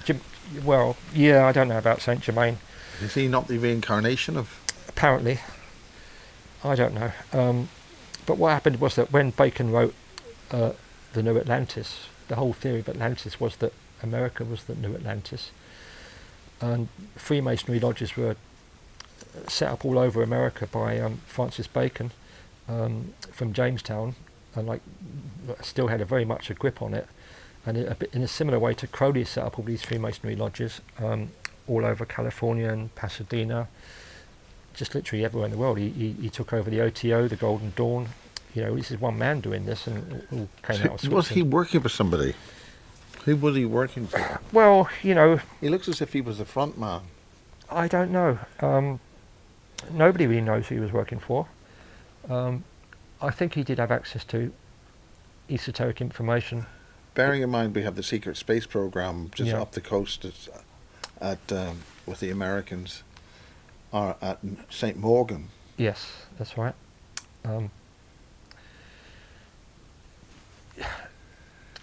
Leoness, again, a lot of these things go back to the past. So when the Illuminati was founded, that was effectively set up by a combination of Venetian traders who'd infiltrated, as Lucy White correctly points out, the banking system here. And Frankenstein was written in Ingolstadt at that time, and Byron and Shelley, artists that I'm very interested in and studied, poets mainly, were very much part of that world. It was like the pre-Fabian world, and they were all dabbling in the occult, and they were all involved with mystery schools. And when they documented Frankenstein, which I was a bit obsessed with, always was, I used to like draw Frankenstein on walls, and I did a lot of art revolving around Frankenstein. They'd created a monster that was it's like really the first cyborg. It was when science gets out of control. So the monster Frankenstein was created in the laboratory, and there was a guy called Count Polidori at the time. When the Romantic poets were living in this on the lake, he was digging up dead bodies. They were doing necromancy, and of course John Dee and Edward Kelly were doing necromancy, and like Crowley was repeatedly doing necromancy, and of course another big follower of Crowley was Jimmy Savile, who was obsessed with Crowley. He had, when he was doing his marathons, he had number 666. He read all his books. He was very high up in the occult world, and also, according to some, a Mossad and MI5 agent with high clearance, above royal family level. So there's a link between all these people, and how they get their information is difficult to say, because that level of knowledge that Crowley had, I don't think any human can attain that level of occult wisdom, just like I don't think John Dee could have learnt all this stuff. Francis Bacon had an incredible education. He spoke like 7 languages when he was a child, including Hebrew, which was banned in the UK. He was sent to the Knights Templars to be trained as a spy, then set up the intelligence agencies with John Dee in London, the original 007. Then you got all the links to Queen Elizabeth I, Queen Elizabeth II, the Olympics. I know someone, a woman whose husband ran the Olympics. Then you get Daniel Craig doing the 007 ritual, the Shakespeare ritual in Stratford-on-Avon. Coronavirus was a Shakespeare ritual. What was the 007 ritual? Well, 007 was how John Dee Yeah. used to sign his name, because he was very much, his relationship with Queen Elizabeth I was a bit like Miss Moneypenny was to James Bond, in the sense that, like, there was someone in charge of James Bond, and there was his romantic situation. So he would sign his letters 007. I think that's the first thing about 007. Of course, I did a chat yesterday with a numerologist, and she was saying how significant the number 7 was, because that's my favourite number. So Faye Seisland, very smart girl, did a numerology thing on me, and my lucky number was 7, and of course Crowley was 7. And then 007, then you get James Bond. Ian Fleming was high up in military intelligence. And he was working with Roald Dahl in New York. Yeah, they were all working in MI5, along with Churchill and Aleister Crowley and a lot of other people as well. So they used a lot of authors as frontmen to put information out, and also just literally to, like, Roald Dahl, Charlie and the Chocolate Factory. I mean, that's sinister, isn't it? You don't really think about this when you're kids. The programming they're doing. Of course, all of Ian Fleming's work. He was living in the Caribbean. He did. Again, I got links with Fleming. I know all the houses he lived in. One of them was owned by Winnie the Pooh, A.A. Milne. What was Winnie the Pooh? The Flemings were very high up. All his family were in intelligence agencies. His brother as well. And his wife was Susan Fleming. I think I was in the house randomly, got invited to a party in a house down in Sussex, where the White Horse is, where Fleming and Churchill sat around this kitchen table and devised Operation Mincemeat. Now I'm having dinner at this house, and the American artist told me this, and I'm thinking, so I'm now sitting around that table as well. Then I got speaking to some of the villagers, and they said, yeah, well, he was into flagellation just like Crowley was. His wife Susan used to flagellate him, and you know, he had grown up around with the rock stars as well. Some rock star bought his house, I've forgotten the name now, but all the Stones and all those bands at the time were taking over these houses that people like Fleming had lived in. These houses go through generations. And then you get... So they are part of a link of some other network? Yeah. Do you know what that network is?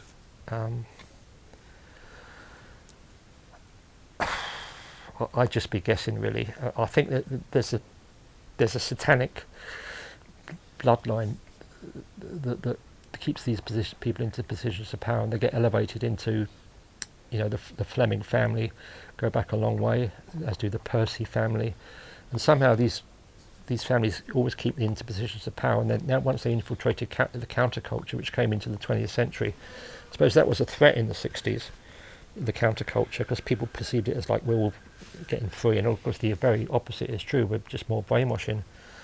But the James Bond things, I mean, you can decode all the James Bond novels, and it's all full of occultic imagery, like Smersh. You know, the Russian thing was actually like the Illuminati, and some of the characters in it you can identify. I think one of them was based on Crowley. Now Crowley was working with them, but they then cut Crowley out of the interrogation of Rudolf Hess and all the other stuff when they did with the Unfortunate on the Cliffs, because nobody really trusted Crowley. Although Winston Churchill was very frightened of him. Churchill was a high-level druid. And going back to the Eagle's Nest, another coincidence is that during the war, Haile Selassie was in exile there. I mean, this is a tiny house. But that whole thing is involved with Ethiopia, the invasion of Ethiopia. Yes. And the original Jews. Yeah, that's right. Netanyahu, or what is it? I mean, Netanyahu's Polish. His name's not Netanyahu, but yeah, the Ethiopian Jewish thing is. But there's a route in there to the. Yeah. There's people believe Jesus was from Ethiopia. Haile Selassie, I did research on him. I had a girlfriend a while ago who was Ethiopian, and her mother grew up with Haile Selassie driving around in his Rolls Royce, throwing coins out to the people. And of course, Haile Selassie was very much in with the royal family. Haile Selassie stayed in Eagle's Nest during the war, although his official residence was Bath. So at the same time as Haile Selassie's there, 37, 38, Kurt Hahn's there, setting up Gordonston School, Ribbonchop's there, Alistair Crowley's there. A lot of people in one place. So Haile Selassie, if you look at some photographs of Haile Selassie, you can spot all the Illuminati hand signs. He's always flashing the the one eye, and impeccably dressed. And I think the belief is that it was him that introduced Rastafarianism into the Caribbean. And one of the purposes of that was, of course, to introduce marijuana and get everyone like zonked out on Rastafarianism. And a lot of people still see him as some kind of saint, but I think he was discredited among his people because he was running it like a feudal society, and the fact that he had a lot of links with the royal family and British intelligence. And another coincidence is that I've got photographs of Haile Selassie and Mrs. Selassie sitting on a Cornish beach in their tweed suits in the post-war period. And Haile Selassie then, such was his connection to Zena, that he sent his children to the local school, St Clair in Penzance. And in 1938, I've got a newspaper cutting of Haile Selassie opening it as the governor of this school. So these little tidbits that you research, not really in the mainstream news, and people say, oh well, Haile Selassie didn't have that much of a link with Zena. Well, I proved that he had, and there's still grandchildren, there's still people around my part of Cornwall that locals say, these people that work in the pharmacy, they look Ethiopian.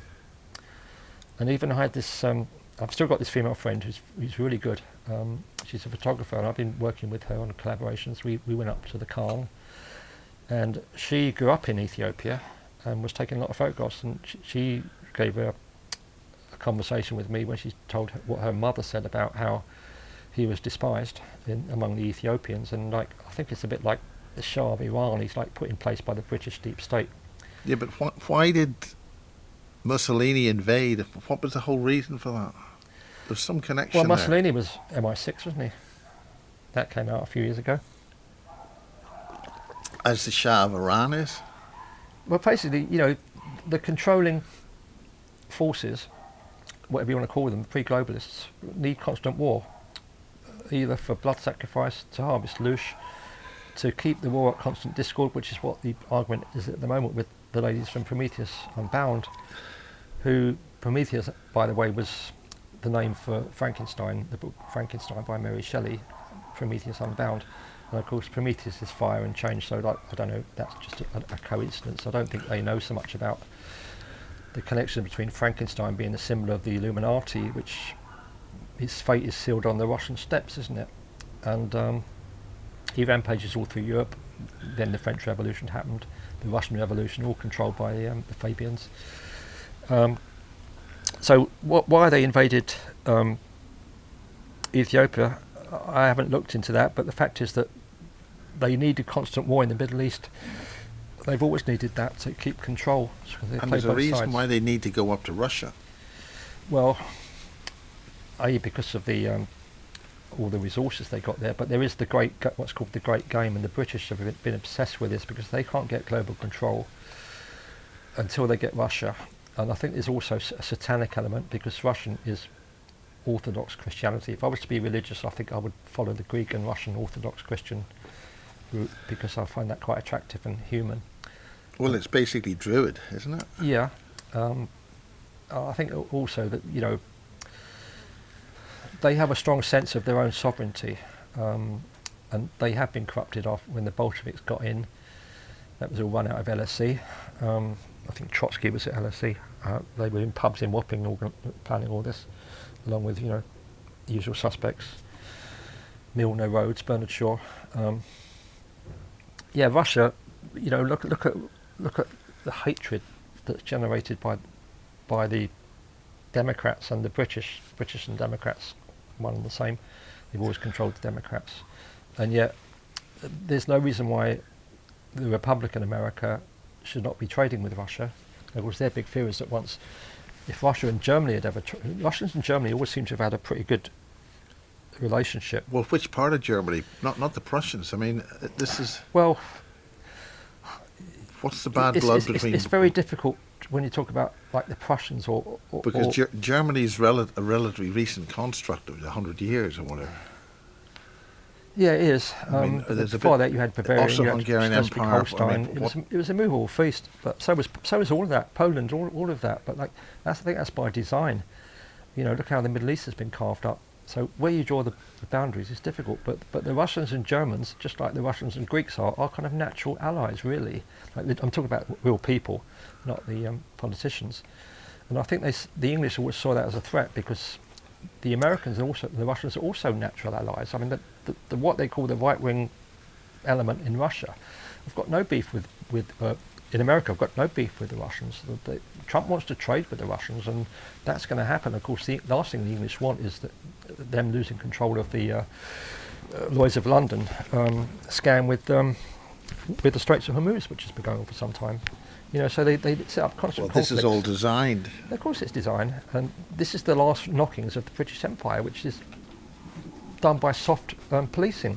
So yeah, I never really got the constant hatred of Russia, but it's a very visceral thing among the English aristocracy. So I think for 200 or more years now, they've hated the fact that Russia is taking possession of its own sovereignty again. And of course, I do think some of it goes back to the whole Khazarian Empire stuff, where...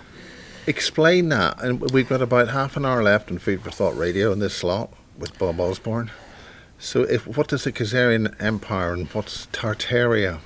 Yeah. Something in the intricate centre of what's north of Crimea.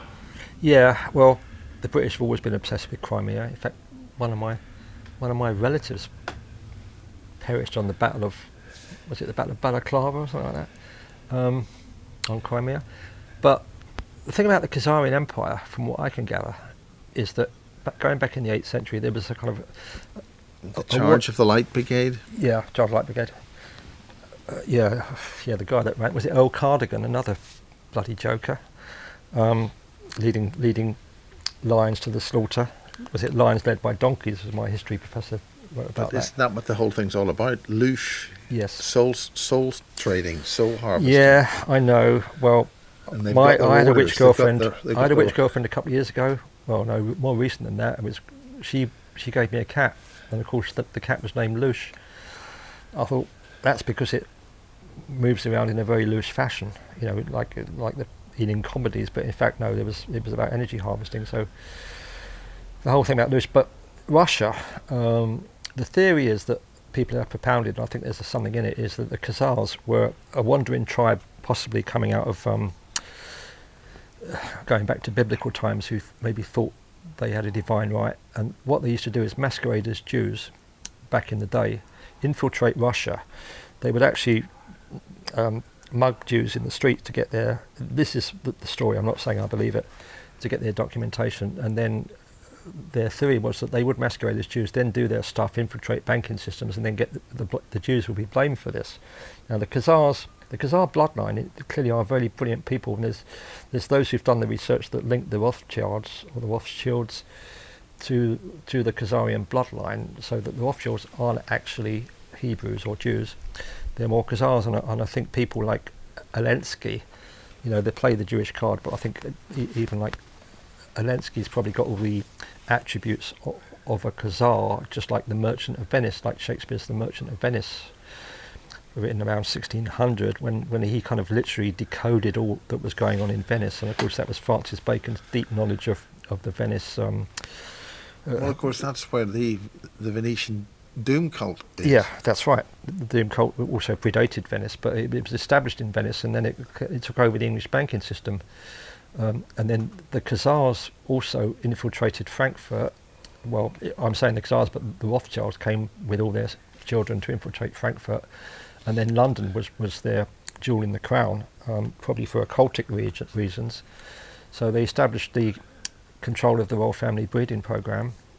Now there's all kinds of theories about Jacob being William's father, and you put them together, and of course there's all the thing about James Hewitt, and I was around at the time with James Hewitt and Princess Di. She used to come to the health club when she was dating a rugby player called Will Carling, but at the time, all these rumours started. But then again, you get photographs of Harry and William where they look like Charles, so I don't know if there's some kind of gene splicing going on. There's rumours that none of their childbirths are natural. Yeah, it seems as though they go in, and whether they're naturally, there's doubts even that they are naturally born through natural reasons, causes. But if the Khazars are indeed the Rothschilds and the Rockefellers of this world, It's the Ashkenazi Jews. Yeah, and all that. I think there's definitely a link to the We're dealing with Ashkenazis. different families and different Yeah. things Yeah. about various people. Yeah, I know that there are tribes, and that the Ashkenazis are not the most popular. It's quite a compelling argument, because it would explain, because the Russians kicked the Khazars out, then they infiltrated Europe, and then they tried to get back into Russia via the Bolshevik Revolution, which was the British killing the Anastasias, the royal family. So the fact that now the Rothschild banking system has been kicked out by Putin, and Soros has been kicked out, and Soros has a visceral hatred of Trump and Putin, as do a lot of Fabians, and a lot of people have this irrational hatred of them too, because they're perceived as like bad men because they've been brainwashed into thinking it. But from what I can gather, they just want to be trading and not involved with all the Satanism. And like Putin's done some speeches which you can listen to in translation, when he's actually called out the Satanism in the West, and it's all run by and even during the Second World War, the Germans suspected that the whole of the British establishment was infiltrated by Rosicrucians, which it was really, because like the Red Cross and all these institutions. So what's the Rosicrucian? I mean, what's wrong with that? Well, that was what came out of the Knights Templars, and that's when people like Francis Bacon were pretty much reformatting that into Freemasonry. And of course what they did, a lot of it was based on the Kabbalah and Gematria, both of which I don't know a lot about. but I think Bacon certainly did know a lot about that. And what he did then was to, like, all the knowledge that came from the Knights Templars, all like the healing mechanisms, and that then all the secret knowledge was driven underground, and it was only be accessible by secret societies. So they reformat, like, the Enlightenment in a way was kind of a fake Enlightenment, about a bit like Lucifer-wise, in the sense that a lot of the information got hidden, like even like the Bible was written by James I, as was the two books you're supposed to take to a desert island are the Bible and James I, the James I Bible, and complete works of Shakespeare, which I was given at age 10 as like a reward for being, a genius. And when you think they're both written by Francis Bacon, and that was when the introduction of modern science and logic and rational thought. So in order to bring in this kind of enlightenment, you had to discredit your connection to the divine. So traditional worship was like deemed to be, no longer existentially valid. So then you get people like Darwin, Malthus, all the eugenicists that came in Victorian times, the Huxley families. These families are still in charge. And then you get people like Nietzsche, the German philosophers. Then they pronounce that God is dead. So that whole nihilistic movement coming out of German philosophy was all pretty much controlled by the powers that be, in order to establish that connection that we are a failing species that doesn't have any connection to the divine. So once they sever your connection to the divine, you're ripe for taking over. And whether that's other entities, probably demonic forces, demons, demonology, written by James I as well, a book. But the problem is, going back then, really, you're just in the area of conjecture. But yeah, I think the Enlightenment and the Age of Aquarius is a false light, because so much of it was set up by the likes of Helena Blavatsky. The three witches I call Blavatsky, Alice Bailey, and Annie Besant. So they effectively set up the United Nations, which is a deeply Luciferic organisation. Originally, it was called the Lucifer Trust. Then they set up the United Nations, or the pre-war one? Well, the pre-war one was the League of Nations, and that was what was founded at Eagle's Nest. My next-door neighbours founded that. That was founded there. They were. His wife was running the Fabian Society. He was a high-level Fabian. Now, there's people in Cornwall, writers, that have suspected that he was also, I won't say a German spy, but he was clearly working for the New World Order, and that Crowley did a ritual assassination of his wife, Catherine Arnold Forster, because they tried to discredit Crowley. And so, in a way, if he's done an assassination, that's that high-level Fabian takeout, for various reasons. I don't think he liked the Fabians, because I think he wanted his own religion to be the dominant religion, which it became in Hollywood and in America. NASA was all about Crowley ritual. So it's very confusing. But this hatred of Russia, it's really come out now, and you can see people in the street like Putin is like some kind of devil, and Trump as well. Really, it's the British Empire's last stand, because I think it's being taken down, and all that we've done in the Middle East to perpetrate all these conflicts, India, Pakistan too. I think a lot of the global South is now waking up to the reality of it. Is that established through the banking system as well. It's a Rothschild system with banks in every country. They seem to need to kill vast numbers of humans. Yeah, that's necessary for the blood ritual. That goes back to Baal worship. So when you've got chemtrails, the two main elements of chemtrails are barium and aluminium, Ba and Al. So most wars go back to the occult, and I think they do need to kill. Because the British Eugenicist Society, which has always controlled the establishment, and Fabians are eugenicists, look at George Bernard Shaw and all of them, the whole catalogue of them. They think that there's too many people, and there should be 15 million people in Britain. And even Robert Graves told me that he thought the optimum number was 15 million because they come from this privileged background.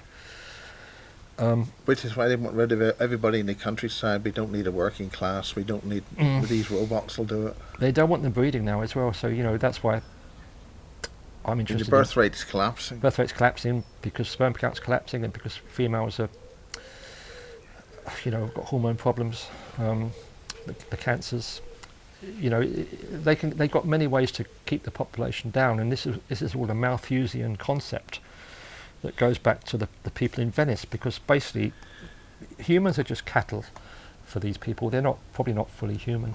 So therefore, once you've served your life as a slave, they don't want you around anymore. They don't want to pay your pension. This government, they can't. They're trillions of pounds in debt. At least in other countries like Russia, they look after old people. They're going to bring in the suicide booths, the self-termination. Yes, that's right. Every village will have a couple of suicide booths. Yes. Different colours, blue and red. Yeah.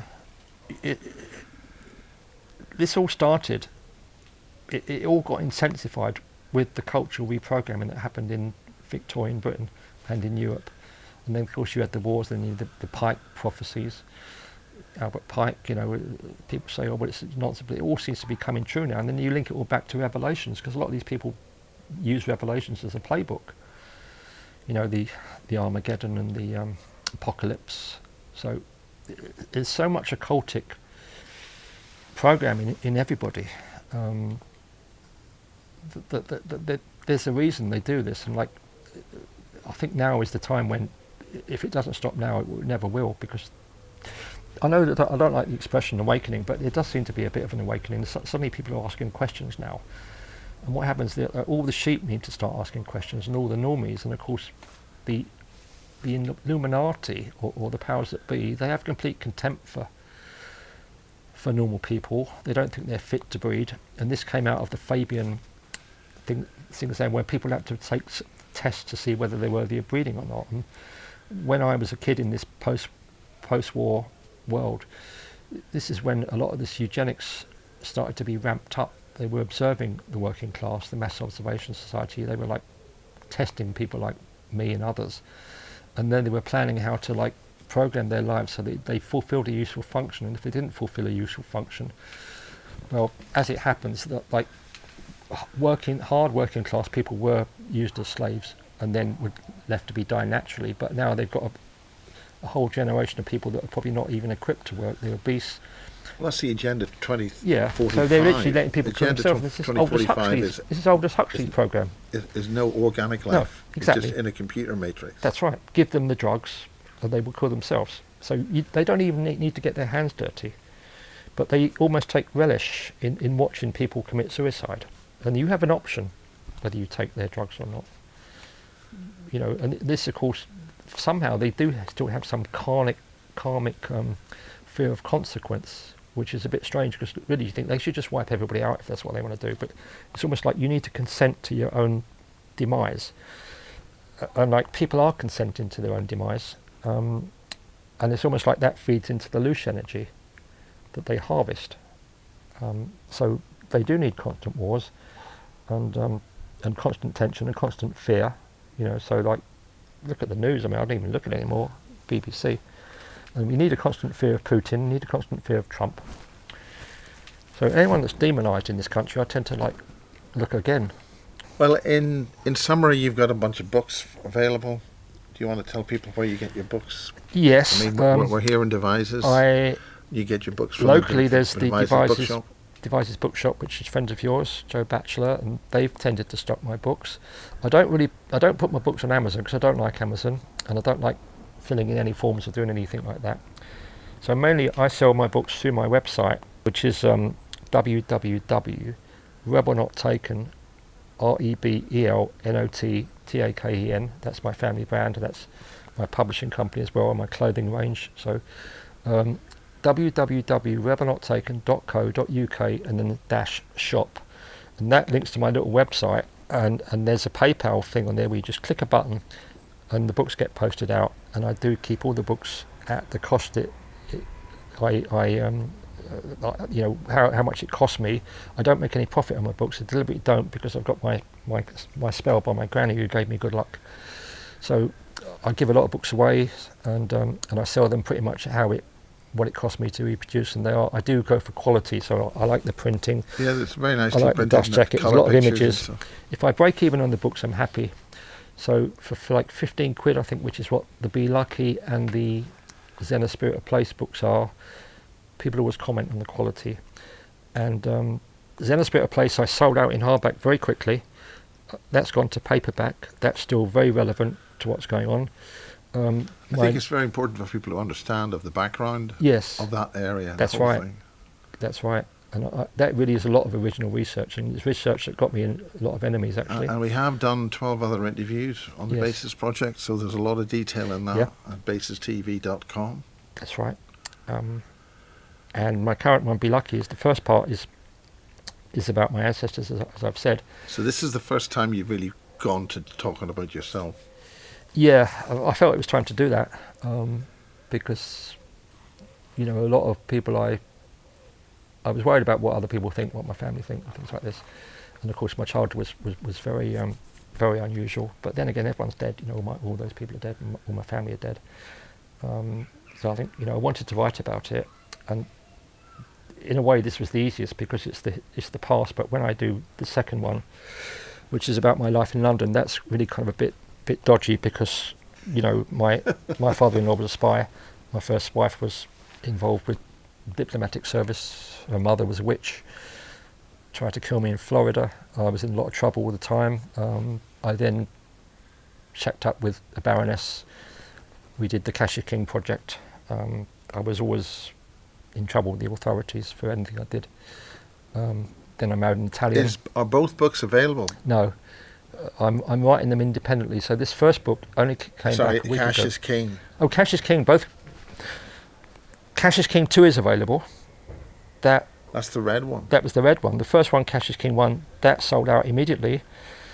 That was a bit of a weird story, actually, because when I wrote Cash is King 1,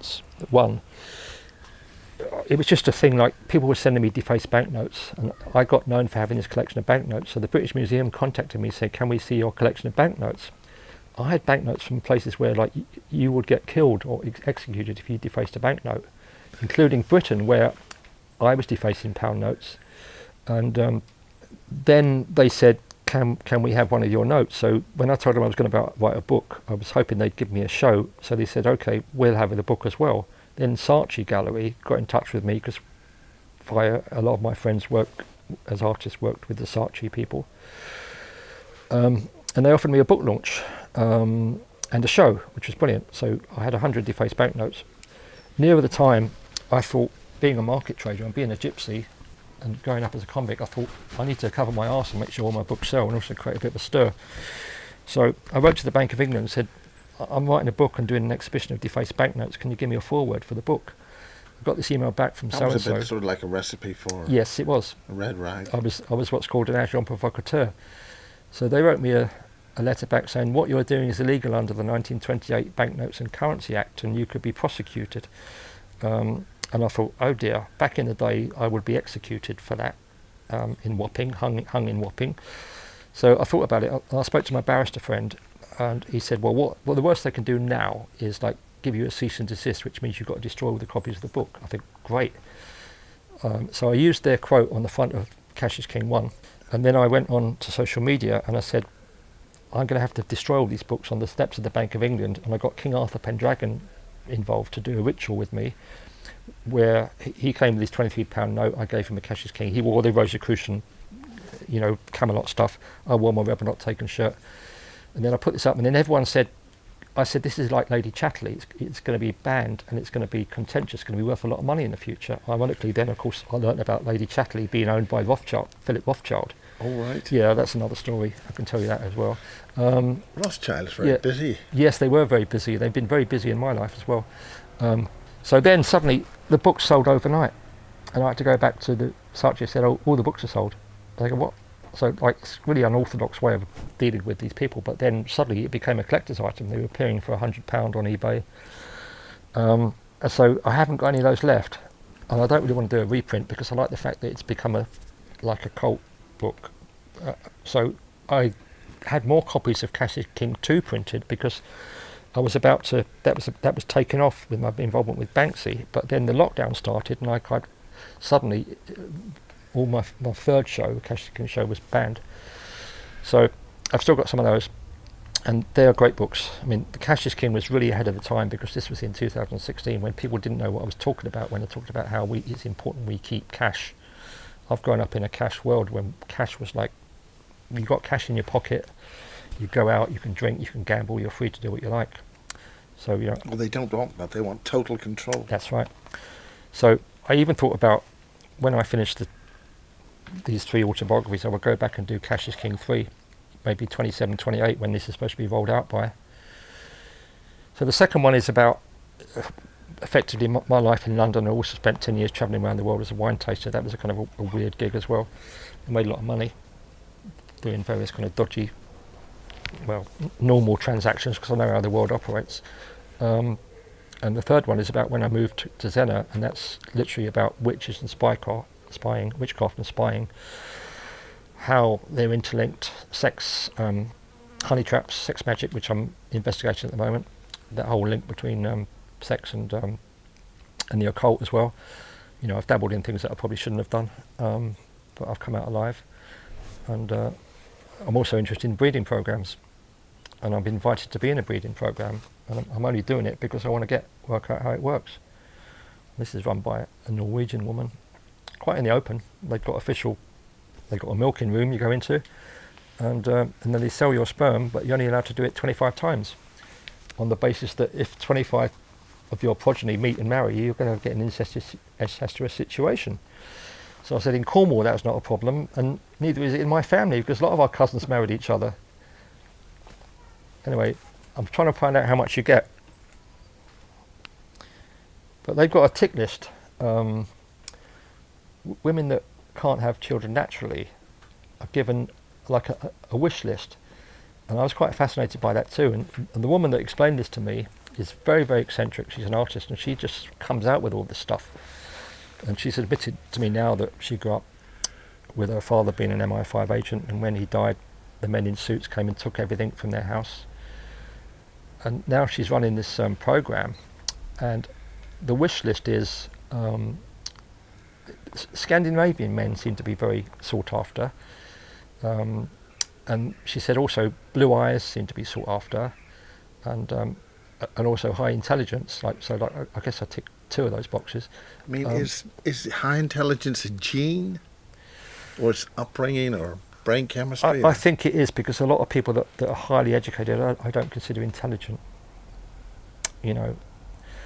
And there's also slightly darker agendas which he didn't really want to go into, involving Africa, in the sense that if you are a blue-eyed psychic man mated with a Ethiopian woman, for example, you might get a blue-eyed black creature who would be an ideal supermodel material. Well, Naomi Campbell seemed pretty good. Yeah, exactly. So then you wonder, well, you know, it's almost like these people are created for the industry, you know. Well, that's another thing. Any final words to sort of get people to sort of... Final words? Well, just... We're recording this for Food for Thought Radio. Food for thought, that's good. Yeah, I'm very happy to talk to people, especially about my life, because I don't need to research that, because it's all the information is my own lived experience. And I think... is there any way that you'd like people to contact you? Yeah, just go to the website? Contact me by all means. I'm very open. A lot of people come down and see me, and I have to just be a bit discerning about whether they're Eastern European honey traps or mermaids. But yeah, you can come and visit me. Website's best. Zenner. I'm Instagram. I do social media, so I can't expect people to not. You know, I can't expect to have any private life when I use social media so much to promote my books. So yeah, get in touch. And you're on Instagram. You are what? Rebel Not Taken. Just Rebel Not Taken. That's my brand, and even if you just Google Rebel Not Taken, you will get to my website, and you'll get to probably the basis talks that I did with you a couple of years ago. And you'll also get all the information about George the Augur, because that's not solely my information, so this is in the public domain. Yeah. And also you will get all the Rebel Not Taken information about my ancestor and how they were slaughtered at the Battle of Sedgemoor. What was the reason behind that, just briefly? I mean, what was the cause? There was a guy called the Duke of Monmouth who felt he had a legitimate right to the throne that was given to James II, and basically Duke of Monmouth was a Protestant, and James II was a Catholic. So it was at that stage when they kind of oscillating between enforcing Catholic worship on the peasants. And my ancestors were peasants from Somerset, and effectively they were like so poor that they've got a mercenary army together of all the ne'er-do-wells. So they got all the men of fighting age from these villages in Somerset. I don't suppose they really knew what they were fighting for, but the Duke of Monmouth was a very charismatic man, and the James II was not. So Duke of Monmouth was one of those like charming aristocrats, dashing. He was living the life as a playboy in Holland at the time, and he decided to come back and claim the throne. He's completely hapless. So like the whole plan went wrong at every level. So we came in and recruited 4,000 men around Somerset, mostly from the villages where my family were. And like my family and all their extended family were like quite a large proportion of those. Like, you know, I've got a list of all the families, all the names, all the ones that perished, that hung, that were sold as slaves. There's Lawrences, the Osbornes. We all intermarried at that time. So basically they targeted these villages around Somerset, Merriott and all the others to get the nucleus of these 4,000 yeomen that were supposed to march on Bristol and then on to London. And of course a lot of them were like paid. And then when they went to Wells, they immediately were given drink and they ransacked Wells Cathedral. Well, that was probably a false flag. They were photographed ransacking Wells Cathedral. Effectively, it was just a disaster. And then when they actually got to Sedgemoor, John Churchill's troops, cavalry, came and cut them all down. It was all over in a few hours. So the ones that weren't perished, a lot perished. There was a few that escaped, a few hundred escaped.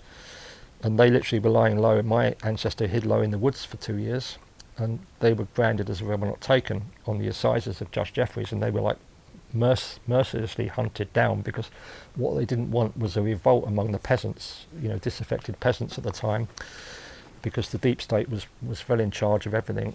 And I mean, these their are man was the James same II. people who've taken control Yeah, now, really. yeah, same families effectively. Yeah, James II was their man. He was their front man, you know. And then of course it did all turn, and he got kicked out 2 years later. And all the rebels were pardoned. Ah, that's how it happened. But during those 2 years, of course, they couldn't see their families, and then they went back to their families. I just thought it was a fantastic thing, and it kind of explained why I have such a problem with authority. You know, everything I've done it's almost like I've got to carry on that work.